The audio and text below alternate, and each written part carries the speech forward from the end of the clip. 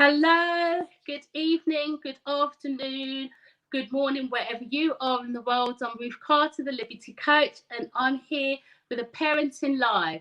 Today's one is a very special one for me. It is so close and dear to my heart.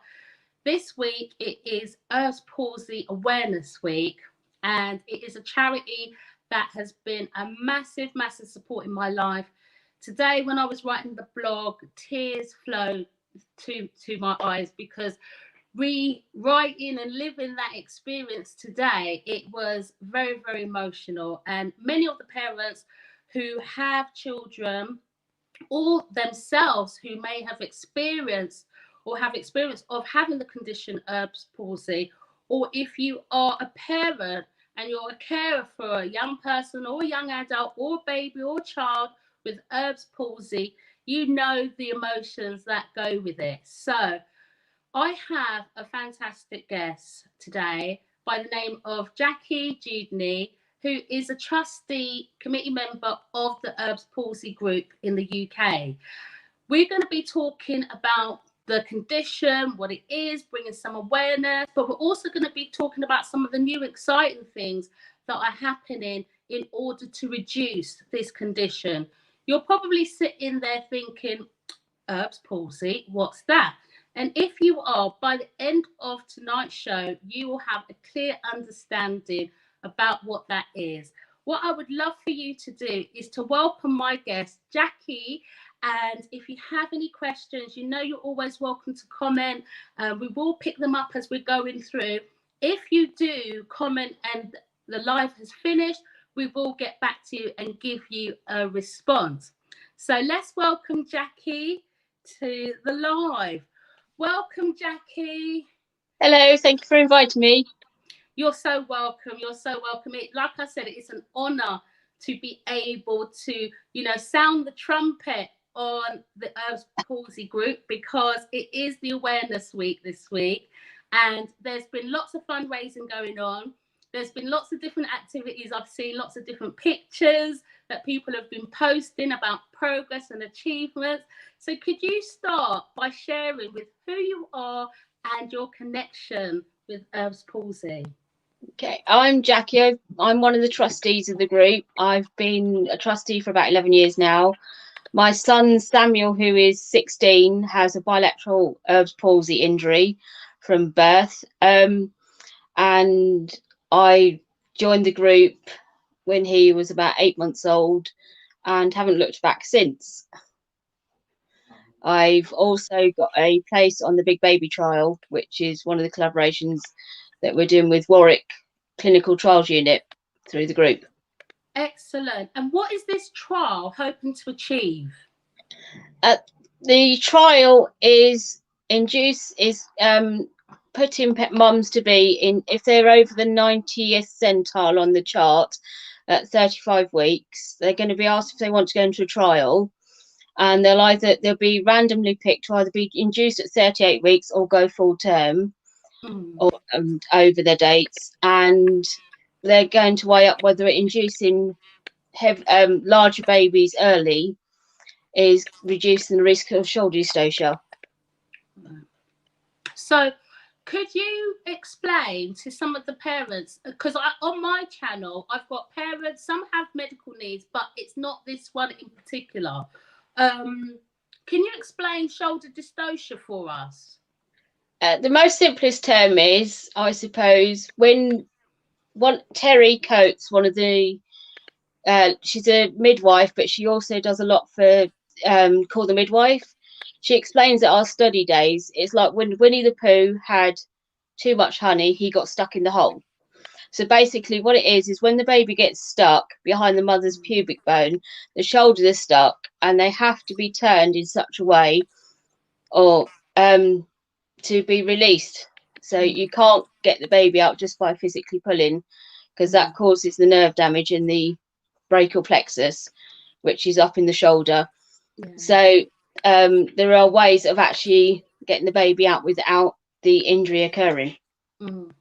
And there's lots of studies that have been going on for quite some time. So it's really good to hear that the Erb's Palsy Group is like in partnership with the NHS and the midwifery departments and lots of different professors and doctors who are all connected with midwifery, pediatrics and things like that. So, you know, it's like come a long way. It has come an awful long way. I think there's still a long way to go, but we're lucky that we were asked to actually participate in this trial, obviously, because Erb's palsy is caused by the mismanagement of the shoulder dystocia.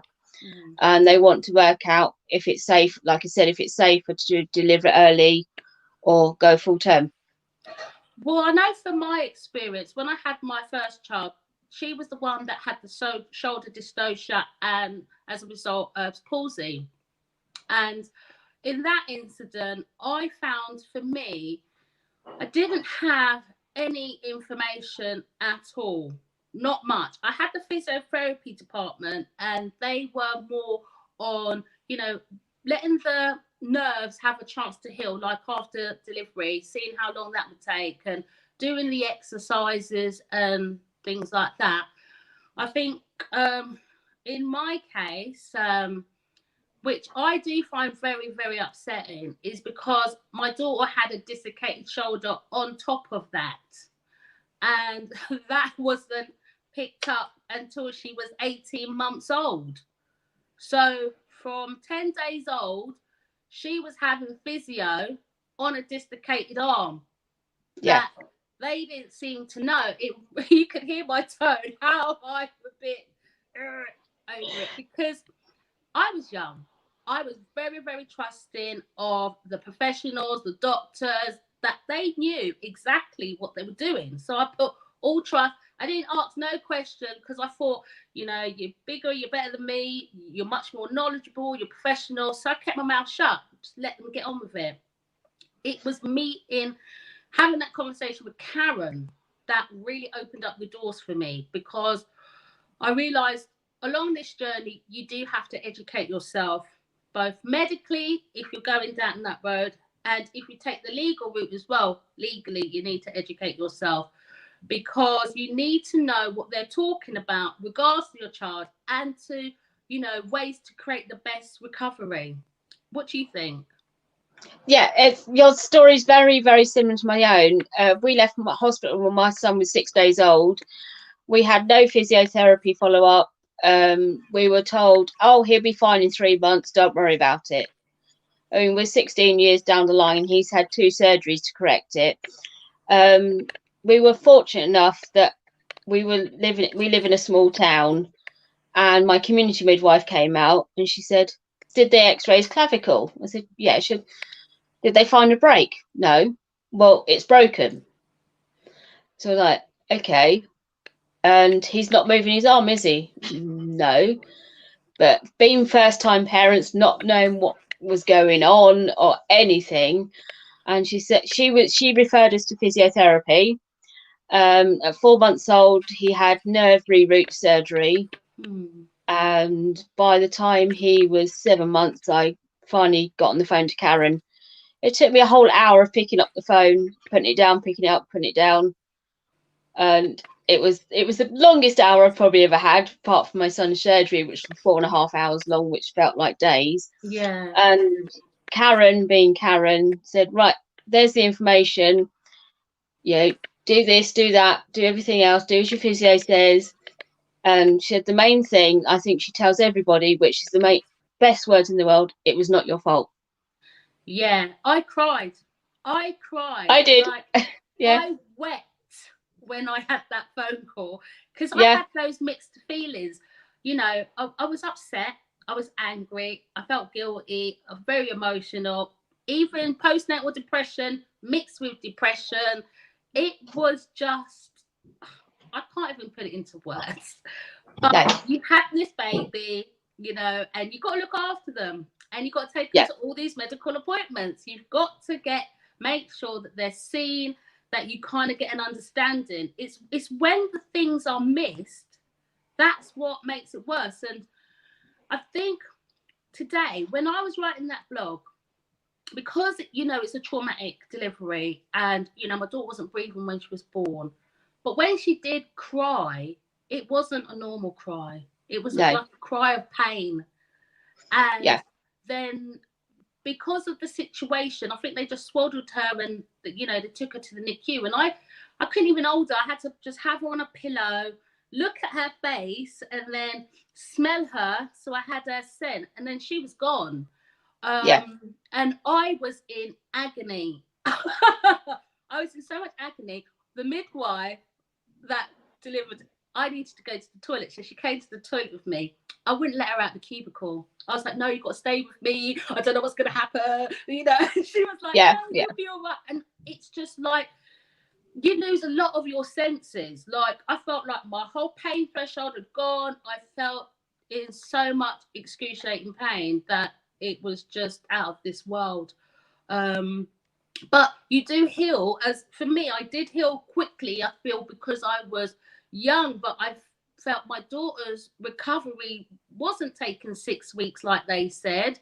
It wasn't taking a couple, and I kept going back. And then for me, my experience was I did have anger issues, I've got to be honest, and I used to get snappy with them. Like, I'd be like, are you for real? What next? What now? Because I wanted to know, because in my mind I thought this was going to be over. No one once said, oh, this is a long journey. No one said, oh, this is going to happen. Oh, this is nothing. So for that first year and a half, I was going blind.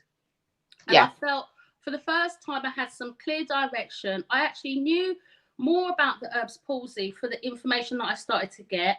I got help and guidance how to make the requests known that I needed, because I live in a small town as well, but I'm not too far from London, and I understand that there's a hospital in Scotland, and at the time there was the hospital in London. I think it was Glasgow and London. Those were the two hospitals at the time that were really treating children with Erbs palsy to the highest ability, with surgeries, correctives, and nerve, surgeries. My daughter, like your son, she's had 6 or 7 surgeries, and she had her last one last year. So it's been a privilege to get the news that she's been finally discharged. It's been ever so long, but ever so worth it, because like we were saying earlier, it's lifelong for us as the parents. Like our children, as much as they're young adults, they're going to need our support with things that other people may find easy. Like we're women, doing your bra is not the easiest thing with 2 functional hands. And we might take it like, it's something slight, but we had to learn everything. Like, for her to independently pull up her knickers so that when she went to school, she could go to the toilet and things like it was crazy, some of the adaptations that we had. But what I liked with the Erbs palsy group, they gave you like tools, like the knife and forks. You had different. This was the first time I was seeing like equipment and tools and utensils for Erbs palsy children. Was you able to access any of those things? We found out, obviously, just through the group, there was different things that we could look for. I mean, as Samuel's grown up, we've in the past few years we've produced more and more leaflets to help, booklets that we've experienced. We thought, well, we've got experience from all the parents and put them all together in books. So things like daily physio, turn it into games, don't just do the stretches. Cooking's a good thing, like the cutlery, like you said. We bought Samuel a Nork, and it was the best £15 we ever spent, and it's a knife and fork all in one, so you can use it with just one hand. And little good thing, but we found as he's grown up, it was the everyday tasks that he struggled with. He'd suddenly start doing something. Oh, okay, he's doing it that way. And things like tying shoelaces, he struggles, but he found a way to do it himself, so he didn't struggle as much. And putting up his underwear, because like for my daughter, it's her left side. So we start with the left, then the right, because when you're starting to learn, you do it the wrong way. You're like, it's too awkward. And then if they've had surgeries and they're stuck out like that, my daughter's she had to be in that kind of position. Again, we cut up lots of clothes for her to kind of get into. There were, little tasks, but they were necessary just for her to kind of, make some adaptations that we knew at some, I say by about 4 or 5, I was at that point, this is going to be an ongoing thing, because by that time I had been with the Royal National Orthopaedic Hospital. They explained what's what. They told me what the plans were, and they talked to me about the surgeries and the interventions and what it was going to do and how she was going to get function, because you get loss of feeling, you get such a limited range of movement, even like turning your hand, and it's really trying to get the best, and sometimes it gets a bit tight. She had tightening and all kinds of things, but I've noticed that as the years have gone on, things have developed in that field as well.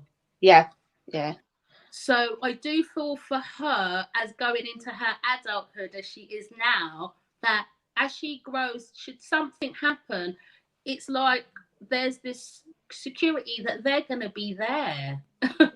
That's right. Yeah. That's for you. Are you in London or are you in a hospital elsewhere? We started off in London and then we moved to Leeds, purely because well, London was okay, but we felt there could have been more done, and we went to Leeds. So we're actually under Leeds, under Professor Kay. He's the chap that's done the double hand transplants, him and his team up there. So Samuel loves Leeds, and we make it into like a little holiday and things like that. So, but at the end of the day, it's all extra expense. Yeah, it is. It is. And that's another thing sometimes we don't, realise the extra cost. But also there's cost to the charity as well. And this is why donations are really useful. Yeah. Because you provide information leaflets, you provide training to professionals. And the best part about it is mums who've been through this, have a personal experience, talking to other mums who are saying, this was similar, this was different, but learning and talking, and the events that were held. I know it's been like the COVID, so things have changed, but even the events have been informative with professionals and solicitors and doctors, midwives, and just an array of different professionals over the years, that it makes this group very, very special, and I think a bit unique in that respect. Yeah, I mean, all of us trustees are mums, with the exception of one who, well, Claire's a mum, but she actually works for one of the solicitors companies that the group has a lot of good links with. But the rest of us are all mums with children with herbs, so we know where we're coming from. We have had trustees in the past that have had herbs themselves, which has helped us gain information, because each injury is individual. No two injuries are the same. Yeah. So we have to have a kind of like a big melting pot of ideas, and then just go straight down the middle and say, right, this could happen, or it could happen this way, due to the fact that but like I say, we're all mums. We don't get paid for anything. We do it all, just off the top of our head, and what we've learned, and what we learned from Karen and other people and midwifery staff and things like that. So it is a unique group.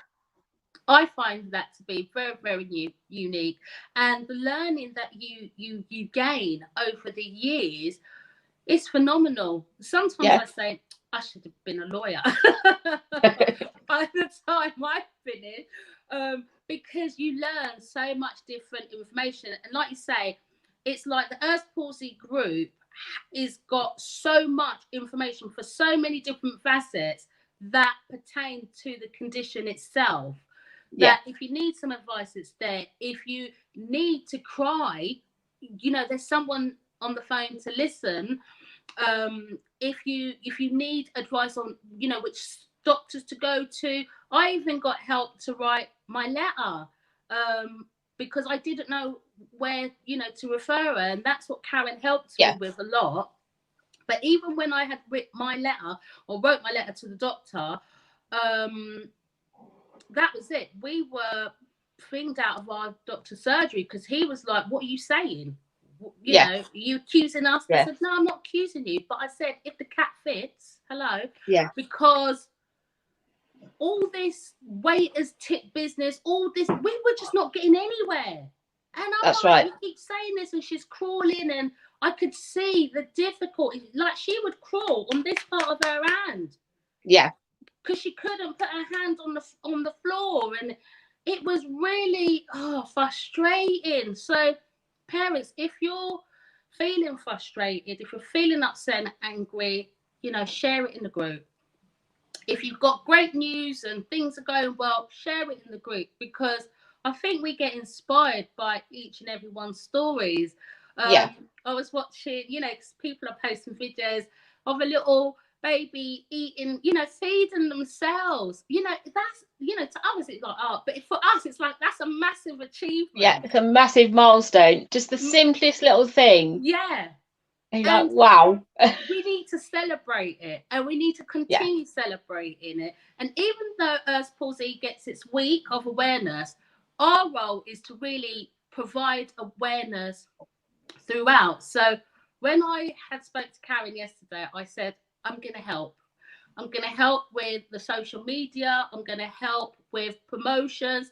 I'm going to start being much more vocal about the Earth's Palsy. I'm going to blog on it several times a year. I'm going to be posting on my website. I'm going to create a page solely for the Earth's Palsy group that will link all into, you know, direct to the Earth's Palsy group. And because you've got two, haven't you? Is it 2 pages that they have? We've got the Earth Palsy Group UK, which is predominantly the parent page where we all in, and then we've got Earth Palsy Group CIO page, which a lot of our professionals follow.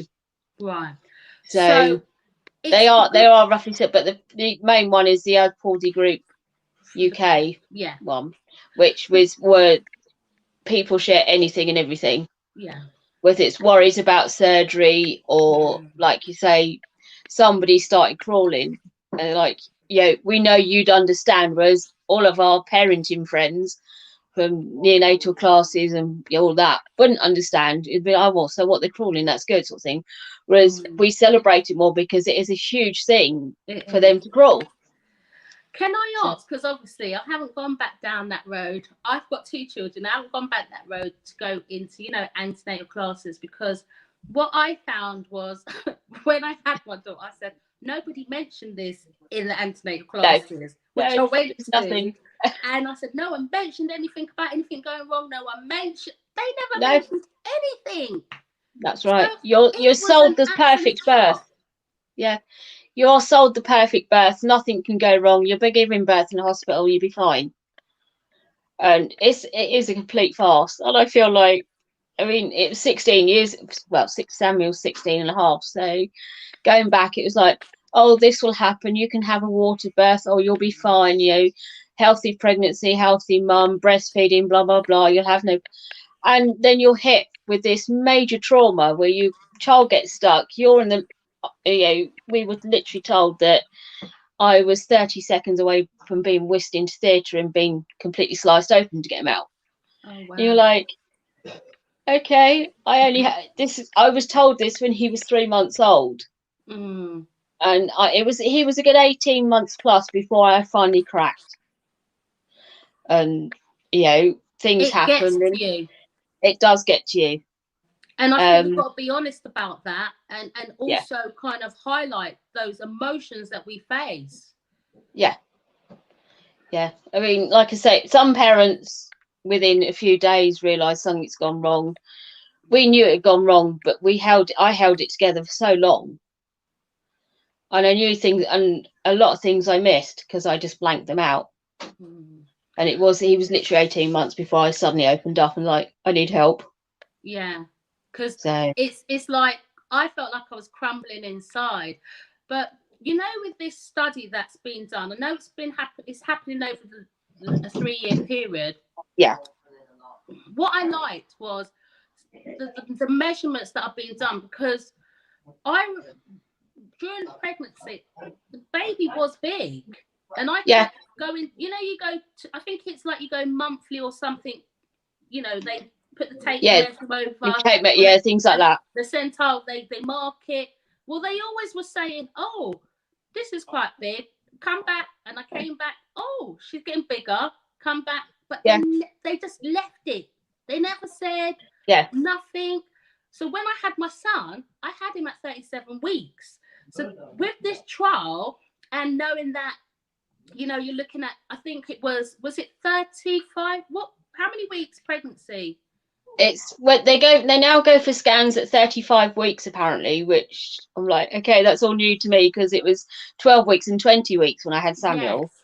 And at 35 weeks, if they're over the 90th centile on the chart, Yeah. then they get asked if they want to be placed in the random trial to either go full term or be induced at 38 weeks. Mm. So I'm saying fingers crossed for it. I opted second time round for the cesarean. I opted for that at 37 weeks, and I was grateful because my son, you know, when their feet are around, well, his feet were starting to get clubby. Yeah. Because of the space. It was tight. Yeah. Just the same with my daughter. It get tighter. That she was £9 8. He was 7'12". But had I kept going with the pregnancy, he would have been like a 9-10 pound baby. Yeah. So I was grateful that I learned from the first experience. No. I can have a voice. I can put my 2 pence piece in, and I can request for something that will reduce any risk to the baby. And, you know, there's always a risk from us mothers when we are doing natural or cesarean. But I felt I was more thinking about the baby than myself. Yeah. And I think that's part of our nurturing nature. It So is. if there's anyone out there who, like us, may have a child with palsy, seek help. If you have delivered a baby with shoulder dystocia and everything's all right, or you're still not sure if everything's all right, or you definitely know things are not right, please find the Earth Palsy group. They are on Facebook and they do have a website. And there's also opportunities to donate, because this is what we want to be promoting, because we want those booklets, the information, the training to continue, because it's still happening. 20 years later or 21 years later, it's still happening. Things are much better, I think. Are they? Are they better, Jackie? Yes and no. it I think it's still potluck. Yeah, it depends who you have on the midwife's delivery suite. We know that Southmead in Bristol, through the training that Tim Draycott has done and Kathy, whose name I've forgotten, they are part of the prompt team, and they've actually in Southmead eradicated herbs completely. There's been no herbs cases there for over 10 years, purely through their proper training of the midwifery staff. Wow. So we can really learn something from that hospital then. Yeah, we have very good links with Prompt, with Tim and Kathy and the team. And like I say, but they go worldwide. They don't only train in this country. They train the trainer. Okay. So and their drills are almost, I don't know when the drills are, but a lot of midwifery suites only have drills once a year. If you're not there, you miss the drill. Whereas I think Southmead, they do it a lot more often, more regular, even possibly on a monthly basis. And even though they have shoulder dystocia, they've been so well trained in it, they know how to effectively maneuver the baby to pull them up, to let them out safely. That is so good. That is so good. I do have to admit, it's because of that first trauma, really was hesitant to have any form of big family. I wanted to have, you know, a few kids, but it was just like, I've got a boy and a girl, that's it, I'm done. Yeah. I'm not doing this again. It's too much. Yeah.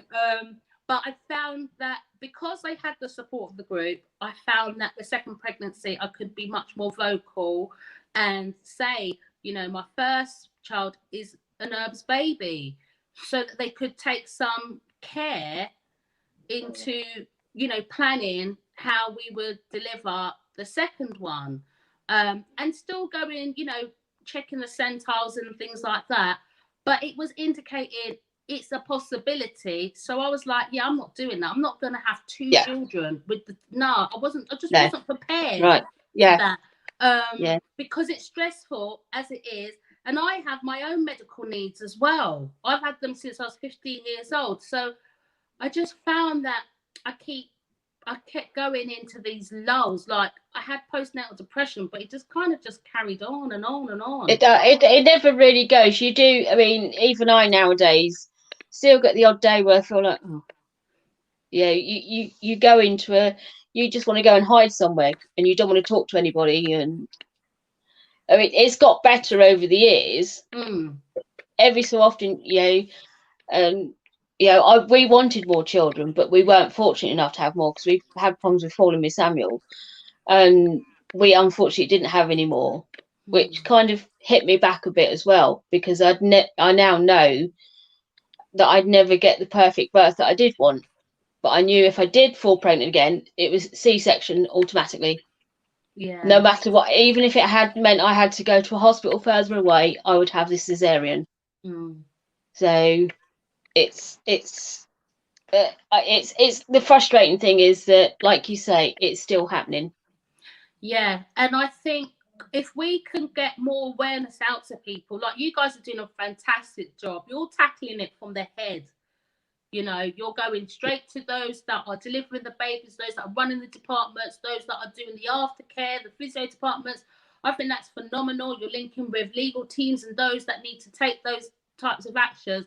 But the support one-to-one with the parents and one another, and the young people even getting together, because I wanted my daughter to realise she's not the only one. That's right, and I know some parents, I've met other parents who have herbs, but they haven't got involved. They were against any surgeries and anything like that, for whatever reason. And I was like, but what about your child? You got to think about your child's future and how it may impact on them. No, they said they're going to be all right. And I've seen, it just breaks my heart, I've seen like grown people with a really small withered arm. I mean, the surgeries, even since Samuel was born, they're now saying nerve grafting, the earlier the better. And if they can get them in at 6 weeks old, then they will take them in at 6 weeks old to do that. I mean, we were told by 9 months, and that really is 9 to 12 months is the cut-off point. But the earlier, they're now saying, the better, for a better result in the long run. We didn't get that opportunity with that one, because it was way down the line. The day that I did get into that appointment, that Karen, you know, really helped me, you know, with the letter and everything, I broke down. I cried. I broke it down because the doctor, I said, you know, take her cardigan off. He was sitting across a desk, right? She was sitting on my lap. He diagnosed her without even touching her. And that's where I just was beside myself. I was like, how do you know? He goes, he goes, well, I mean, the first medical consult we had, the chap turned around and said to me, what have you done to your baby to cause this injury? And I just sat there and went, beg your pardon? And my husband Adrian just looked at me and said, it was a birth injury. And the chap's like, oh, really? That's quite severe. But and I walked out that room thinking, I'm going to have social services on my back in 5 minutes' time, because he thinks I've injured my child. Which at that time was a real kind of bugbear for me, because I thought I had. Obviously, it wasn't until later when I spoke to Karen, and she said, no, it wasn't you. It wasn't your fault. But for the first several months, every time somebody knocked on the door, I was like, who is it?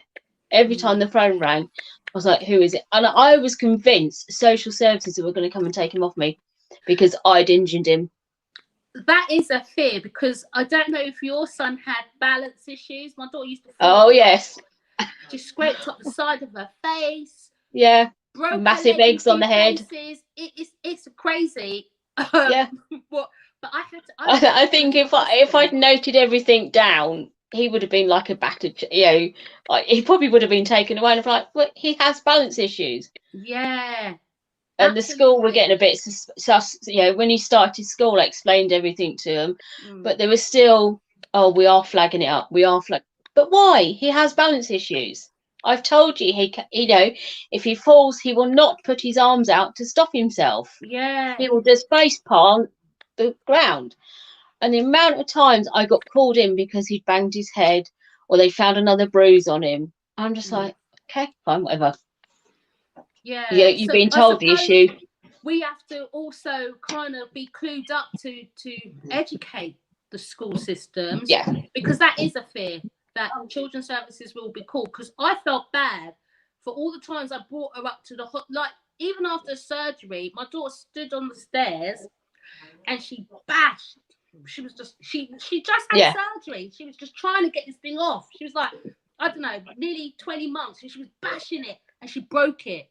I was like beside myself. I yeah. went to my hospital. They were like, there's nothing we can do. I was No, like, you have to you go can. back to the specialist. They were like, yeah, you got to go to where she went. And I was like, that's all the way in London. But we Yeah, did, and they did. They actually put her in a cot. They kind of casted it over, but it was as a result of that. She's got a scar on her arm.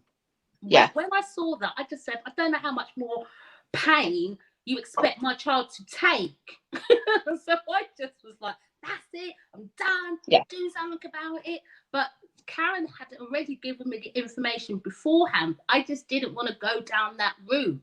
that's right. Yeah, But because I kind of figured at this point, it didn't seem like it was getting any better. I felt I needed to seek some advice for her. And I'm really glad to say that my daughter, even at the age of that young age, took that on and was able to pursue a case, yeah, which I'm really glad for her, because yeah, now she's at uni, she's having to have the disability support, she's having to have PIP, she's having to have, even in her flat, she's got having to have a wet room, she can't get in and out of the bath. The simple things for us, she's had to have all these adaptations just so she can live on her own.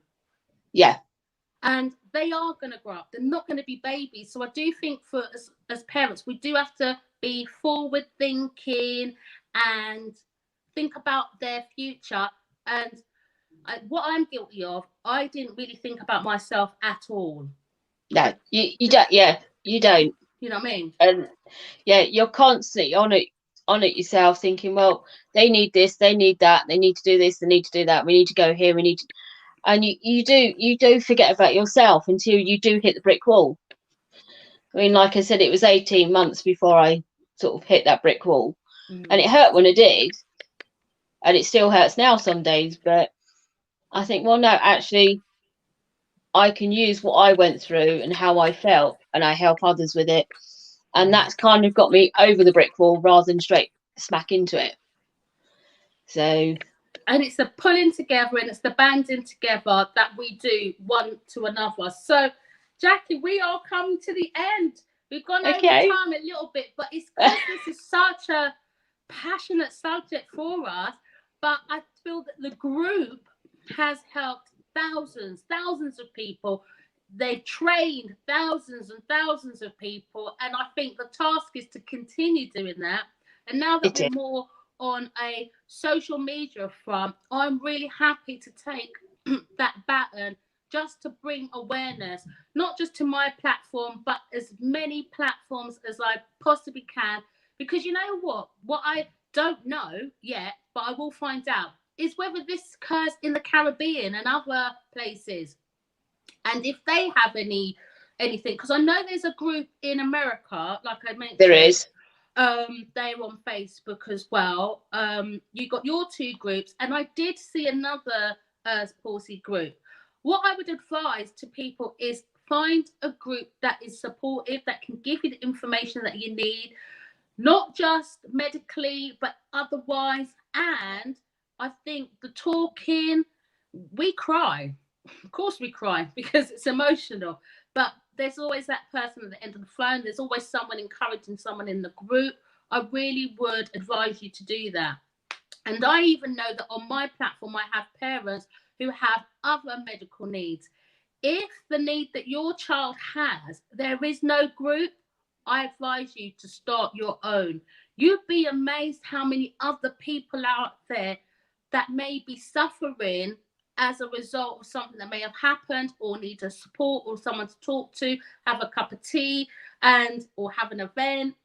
Whatever it is, we are stronger together in terms of this, where we can get the support, the advice, and the information that we need.